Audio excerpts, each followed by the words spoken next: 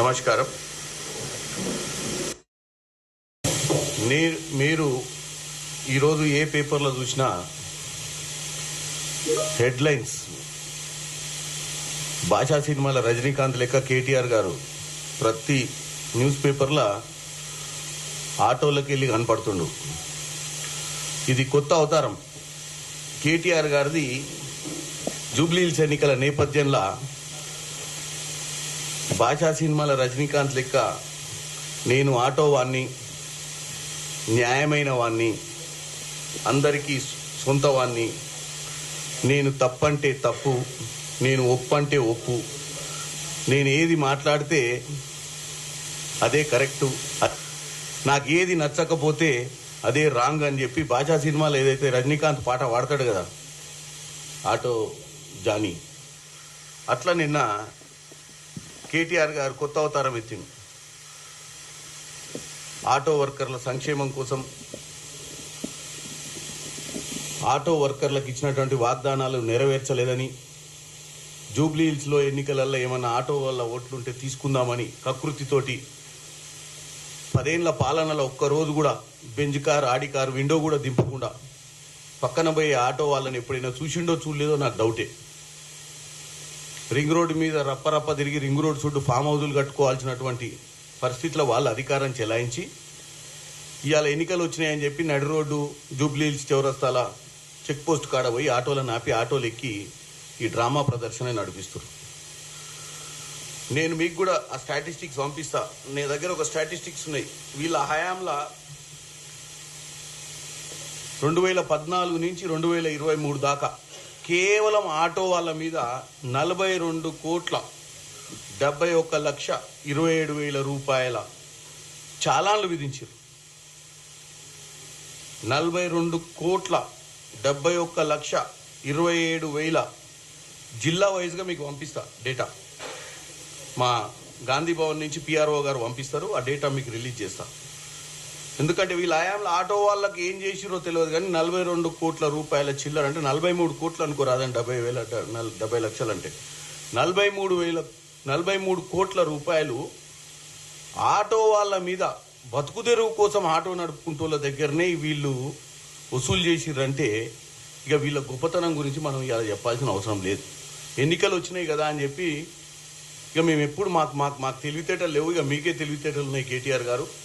ఇక మీరు బ్రహ్మాండంగా ఏది చెప్పినా, ఇందాక చెప్పినాక ఆటో వాడిని నేను తప్పు అంటే అది తప్పు, నేను ఒప్పు అంటే అది ఒప్పు అని రజనీకాంత్ పాట పాడినట్టు నువ్వు పాడితే ఇడవడు ఒప్పుకోడు. ఎందుకంటే మాకు కూడా తెలివితేటలు ఉన్నాయి, మా కాడ కూడా లెక్కలు ఉన్నాయి. మీరు ఆటో వాళ్ళ కాడ ఎన్ని వసూలు చేసిర్రో, మీరు ఆటో వల్ల భవిష్యత్ గురించి ఎంత బాగా 10 ఏళ్ళు ఆలోచించిర్రో మా దగ్గర కూడా లెక్కపత్రాలు ఉన్నాయి.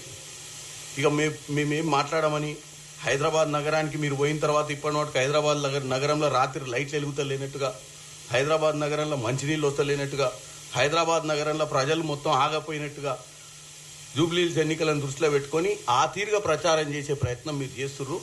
ఇలా నేను ఒకటే చెప్తున్నా, మీ 10 ఏళ్ల పాలన గురించి ఎంత చెప్పినా ఇప్పుడు మీరేదో వచ్చి 2 ఏళ్లకే దండుపాల్యం అని చెప్పి 2 రోజుల నుంచి ఆ దండుపాల్యం మీరు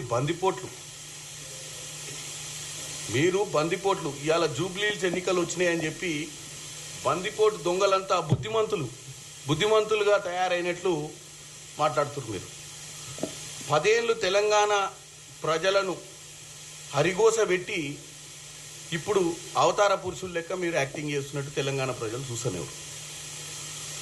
నేను ఈరోజు మీకు ముఖ్యంగా జూబ్లీహిల్స్కి సంబంధించిన కొన్ని ఇవి కూడా మీకు పిఆర్ఓ గారి ద్వారా ఈ జూబ్లీహిల్స్కి మేము అధికారంలోకి వచ్చిన తర్వాత జూబ్లీహిల్స్ ప్రజలకు ఏం చేసినామో చెప్పాల్సిన అవసరం ఏర్పడ్డది. కాబట్టి ఈ డేటా నేను తెప్పించుకొని మీ ముందు కూడా ఈరోజు, ఎందుకంటే తెలంగాణ ప్రజలకు జూబ్లీహిల్స్ ఓటర్ మహాశైలకు కూడా అర్థమయ్యే విధంగా నేను ఒకసారి, ఎందుకంటే వీళ్ళు రోజు ఇదే పొద్దున సాయంత్రం మధ్యాహ్నం 3 పూటల ఒకే స్లోగన్ పట్టుకొని తిరుగుతున్నారు.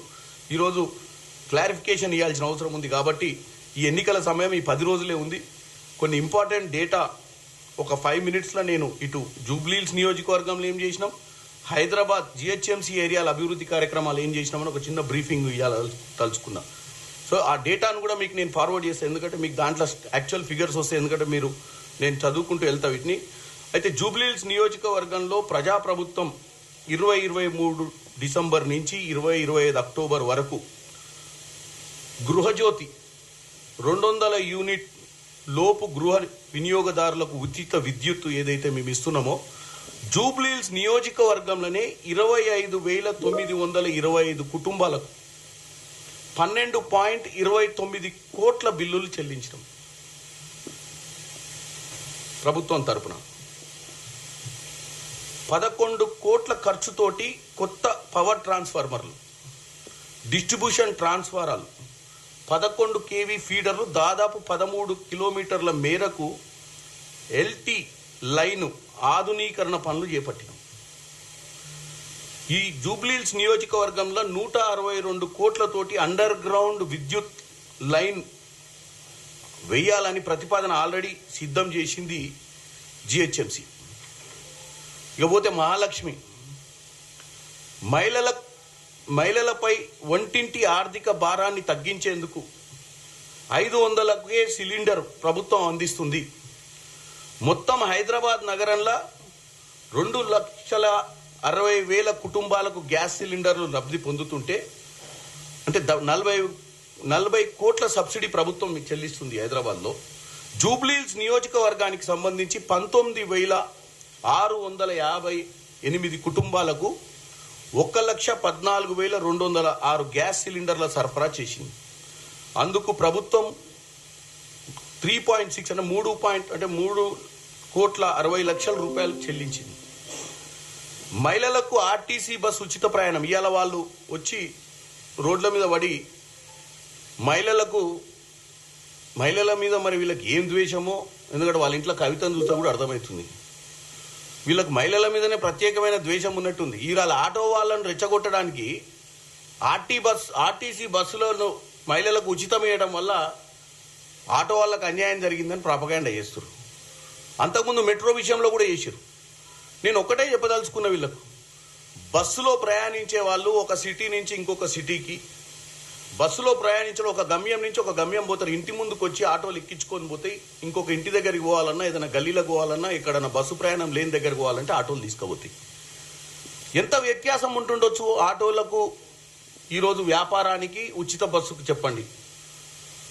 కాకపోతే వీళ్ళు ఏంటంటే జూబ్లీహిల్స్ ఎన్నికలను దృష్టిలో పెట్టుకొని తప్పుతో పట్టించే ప్రయత్నం అయితే క్లారిటీగా చేస్తున్నట్టు మీకు కనపడుతుంది.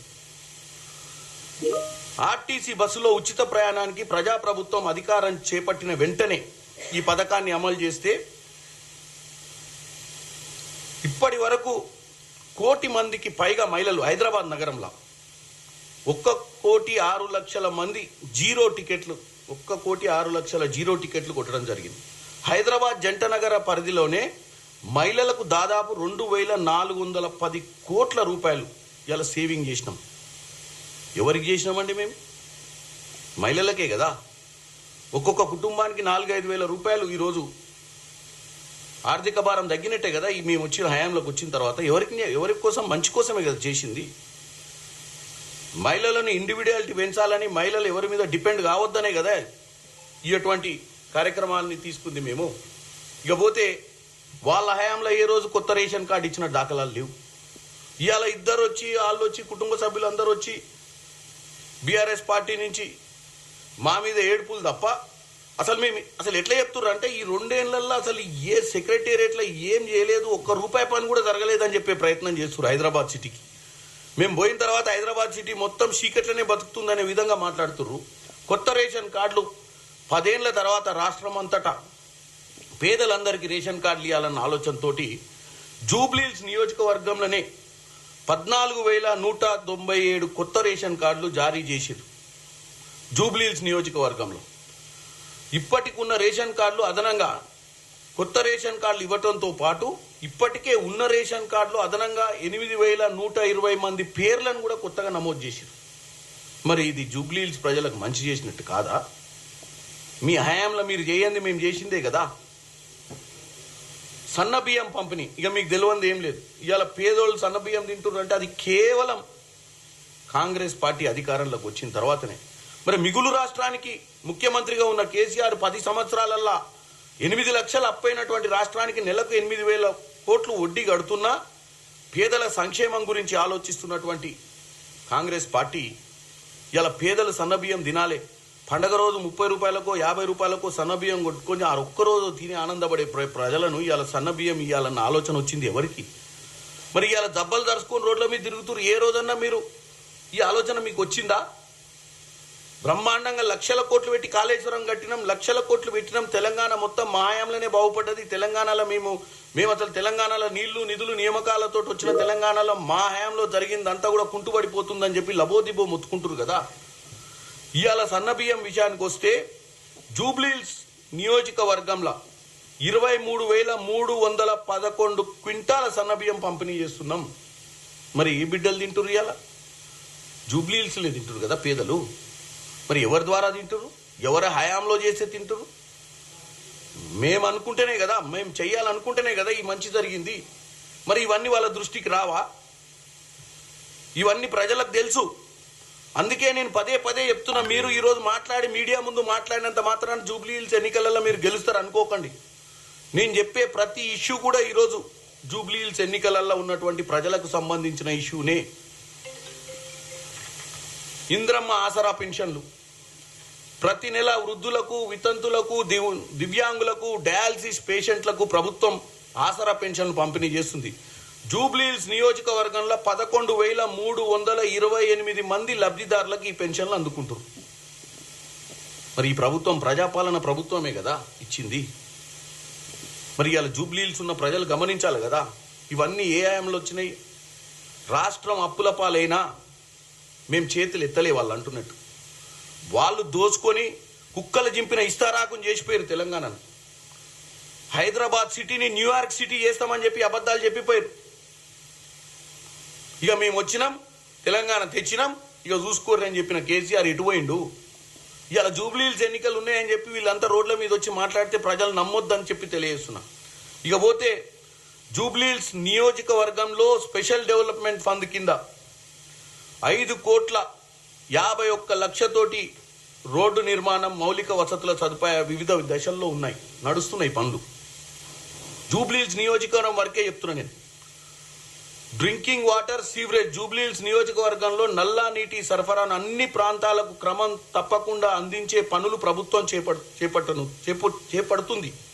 నల్లా నీటి సరఫరాతో పాటు సీవరేజ్ అభివృద్ధి పనులకు 6,43,00,000 కోట్లతోటి కొన్ని ప్రతిపాదనలు ఆమోదం తెలియజేసింది.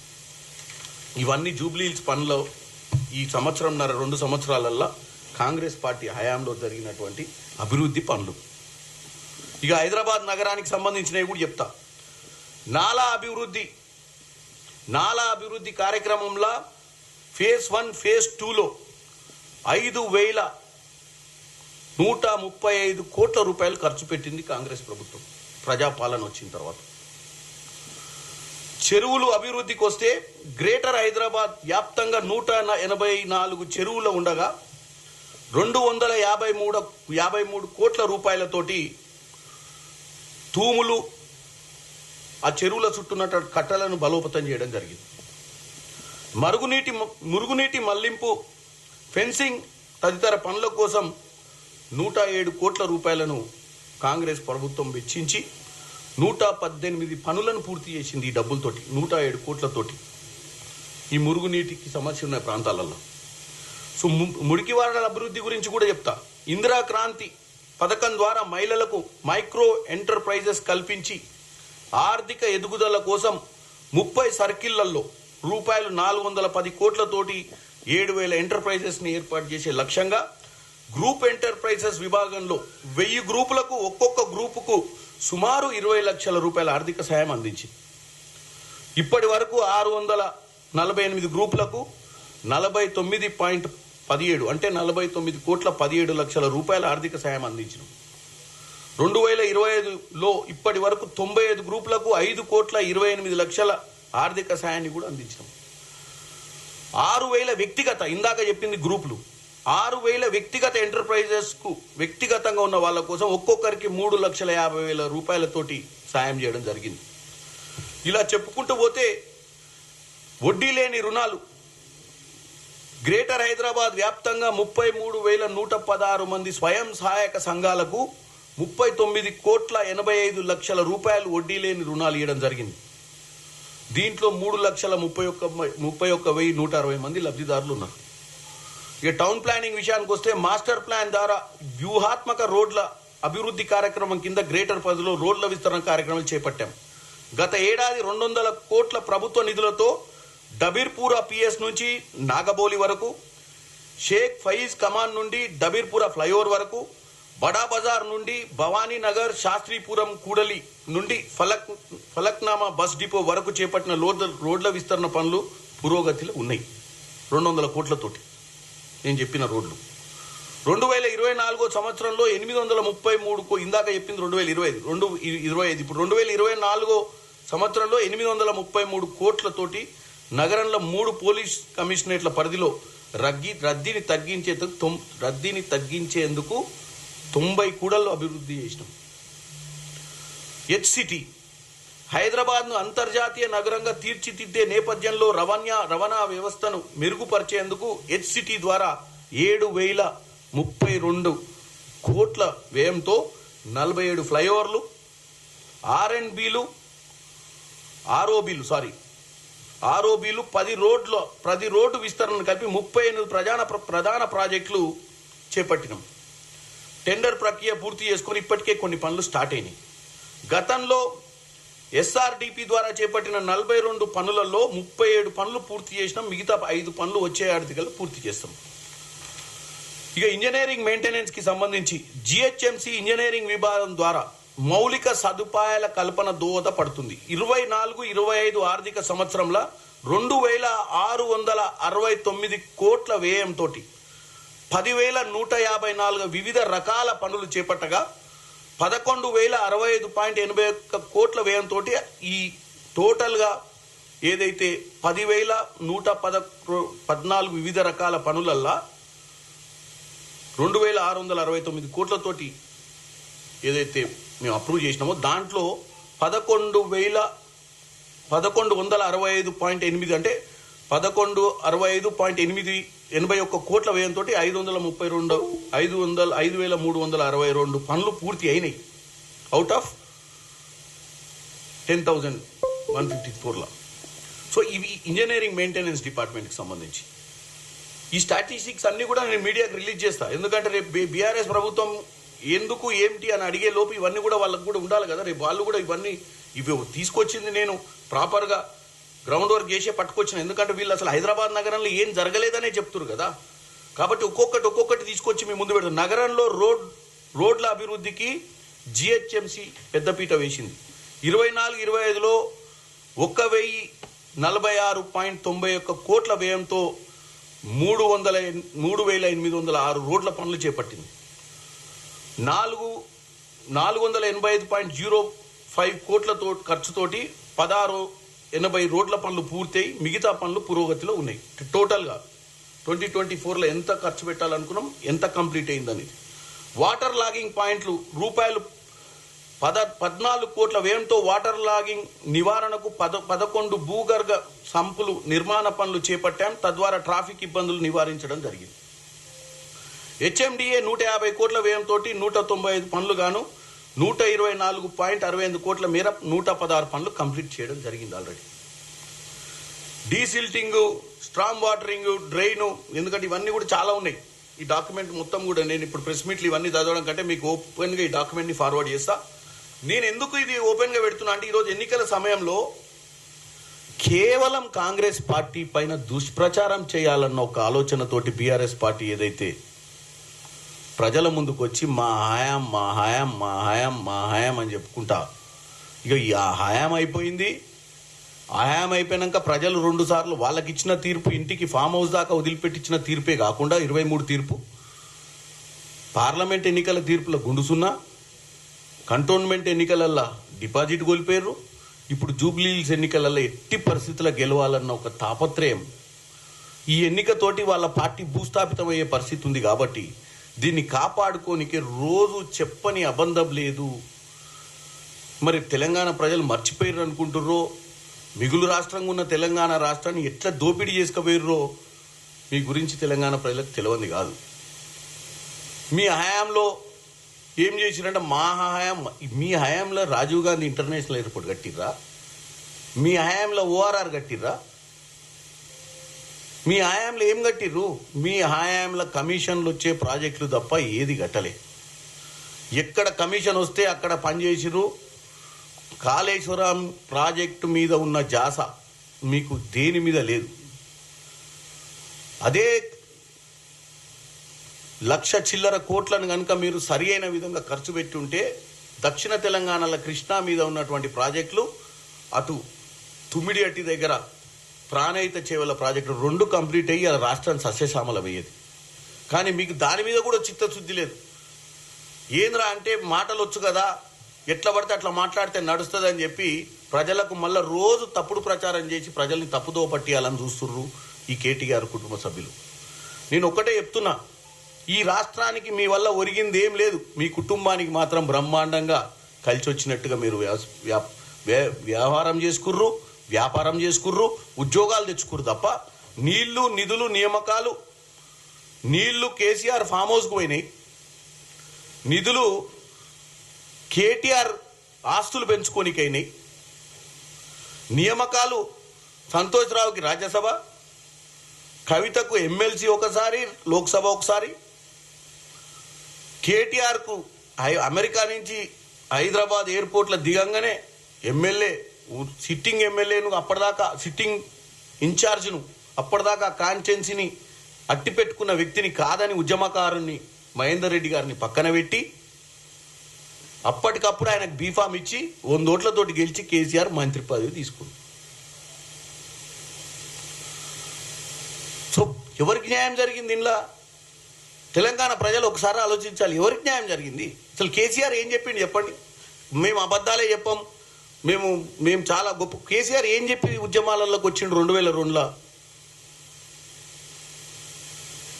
టీడీపీ పార్టీ నుంచి బయటకు వచ్చి మంత్రి పదవి రాలేదని, ఇక నాకు ఏమొద్దబ్బా, ఇక నేను విసిగిపోయినా, ఇక తెలంగాణ తెస్తే చాలు, ఎవడోడు తెలంగాణను దళిత ముఖ్యమంత్రి చేస్తా అని చెప్పి, తెలంగాణలో ఎవడికి కష్టం వచ్చినా ముళ్ళు గుచ్చుకుంటే నా పంటితోటి తీస్తా అని చెప్పి, తెలంగాణకు నేను వాచ్మ్యాన్ ఉంటా, నా పిల్లలు అమెరికాలో ఉర్రు, నా కొడుకు అమెరికాలో ఉండు, నా బిడ్డ అమెరికాలో ఉంది, మాకు అసలు ఏం అవసరం లేదు, మేము బ్రహ్మాండమైన పరిస్థితిలో ఉన్నాం జీవితంలో, అసలు మా కుటుంబానికి అసలు ఈ తెలంగాణలో ఒక్క రూపాయి అవసరం లేదు, మా తెలంగాణ ప్రగతే మాకు కావాలని చెప్పి మాయముచ్చట్లు చెప్పి దడదడలు ఆడించి మీటింగ్లు పెట్టి అవి పెట్టి ఈ పెట్టి ఎలక్షన్లు, బై ఎలక్షన్లు, కమిషన్లు, అప్పుడు ఆయన ఉద్దేశంలో అసలు తెలంగాణ రాదనే 10 మందితో అన్నటువంటి పరిస్థితులు ఎన్నో విన్నాం. మరి ఎవరు ఇచ్చిర్రా తెలంగాణ? సోనియా గాంధీ ఇచ్చింది. ఇక్కడ కష్టాలు చూసి కరీంనగర్లో వచ్చి అనౌన్స్ చేసిపోయింది సోనియా గాంధీ. మరి వచ్చిన తర్వాత ఏమైంది? మరి ఎక్కడి నుంచి వచ్చి వీళ్ళంతా విమానాలలో అమెరికా నుంచి లడలడ దిగి ఇలా మొత్తం వాళ్ళే అసలు ఏడ చూసినా అసలు నేను లేనిది తెలంగాణ లేదని చెప్పే కాడికి కేటీఆర్ గారు ప్రచారం చేసుకుంటూ ఎట్ట చేసుకుంటాడు ప్రచారము? కాబట్టి నేను ఒకటే చెప్తున్నా జూబ్లీహిల్స్ ప్రజలకు, జూబ్లీహిల్స్ ఓటర్ మహాశయులకు, వీలైనంత వరకు మీరు ఎట్టి పరిస్థితిలో కూడా ఈ మాయ మాటలను వినకండి. కాంగ్రెస్ ప్రభుత్వానికి చిత్తశుద్ధి ఉంది, కాంగ్రెస్ ప్రభుత్వానికి ప్రజాపాలన అందియాలన్న పట్టుదల ఉంది. హైదరాబాద్ నగరంలో ఉన్న సమస్యలు, అటు డ్రైనేజ్ కానీ, ట్రాఫిక్ కానీ, ఇవాళ అక్కడ ఉన్నటువంటి విభిన్నమైన సమస్యలను పరిష్కరించే దిశగా ముందుకు పోతున్నాం. వీళ్ళు అప్పుల రాష్ట్రంగా లేకపోయి ఉంటే ఈ హైదరాబాద్ నగరం ఎప్పుడో బ్రహ్మాండంగా తయారయ్యేది. రోడ్లన్నీ ఎడల్పేటి అన్నీ ఏటి. ఎందుకంటే ఏ రోజు కూడా వీళ్ళు రాష్ట్రంలో ఒక నియంత పాలన అనుకురు తప్ప సెంట్రల్ గవర్నమెంట్ దగ్గర పోయి నిధులు తెచ్చుకునేటువంటి బుద్ధి కూడా లేని వాళ్ళు వీళ్ళు. మ్యాచింగ్ గ్రాంట్స్ కూడా ఇవ్వలేదు, మీరు నమ్మరు. ఇవాళ నేను ఒక పార్లమెంట్ సభ్యునిగా 2-3 సార్లు సెంట్రల్ మినిస్టర్ని కడితే వాళ్ళు అన్నారు, మీ తెలంగాణ నుంచి గత ప్రభుత్వంలో ఏ రోజు కమ్యూనికేషన్ లేకపోయా, ఏ రోజు వచ్చి మ్యాచింగ్ గ్రాంట్స్ ఇచ్చి నిధులు తీసుకోలేదని. 1000 కోట్లు ప్రతి శాఖలో మనం తెచ్చుకోలేకపోయినాం. మనకు రావాల్సిన వాటాలో తెలంగాణ నుంచి ఆ రోజు 40% మ్యాచింగ్ గ్రాంట్స్ ఇవ్వకుండా కూడా తెచ్చుకోలేని పరిస్థితిలో వీళ్ళు 10 ఏళ్ళు పరిపాలించి ఇవాళ ఇష్టానుసారంగా మాట్లాడుకుంటూ కేవలం ఓట్ల కోసమే రాజకీయాలు చేస్తారు. ఇవాళ నిన్న నేను కోమటిరెడ్డి వెంకటరెడ్డి గారు భువనగిరి పోయినాం. ఎందుకు పోయినాం భువనగిరికి? పత్తి రైతులు వానాకాలం వచ్చి పత్తిలో మాయిశ్చరైజర్ ఉందని అక్కడ కొంటలేరు. CCI వాళ్ళు, కాటన్ కార్పొరేషన్ ఆఫ్ ఇండియా నుంచి ఆ పర్సంటేజ్ సెట్ కావట్లేదని రైతులను ఇబ్బంది పెడుతుంటే అప్పటికప్పుడు కలెక్టర్ ఆఫీస్లో పోయి ఆ సీసీఎల్ నుంచి ఈరోజు కోమటిరెడ్డి వెంకటరెడ్డి గారు ముంబై పోయిండు. మీరు కేవలం